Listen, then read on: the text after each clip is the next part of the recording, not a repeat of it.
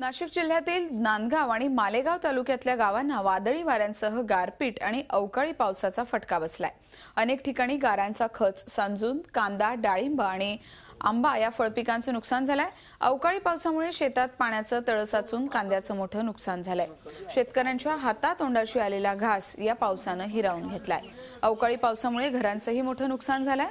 वृक्ष उन्मळून विजेच्या खांबावर पडल्यानं वीज पुरवठाही खंडित झालाय। दुसरीकडे एवढं नुकसान होऊ नये प्रशासनानं दखल न घेतल्यानं शेतकऱ्यांमध्ये संतापाचं वातावरण आहे। अवकाळी पाऊस आला का आमच्या शेतात कमीत कमी 4 ते 5 लाखाचं टरबूज होतं। पूर्ण टरबूज फुटून गेलेलं आहे। आम्हाला रुपये हातात आलेला नाही। असे बरेच पिकं आमची पूर्ण बरीचशीच नुकसान झाली का जनावरांना सुद्धा खायला काही राहिलं नाही।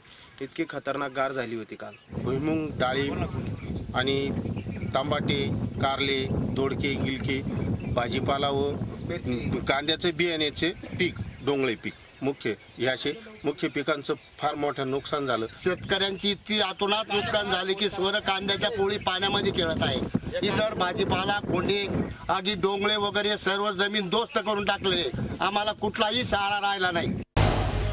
झी 24 तास रहा एक पाऊल पुढे।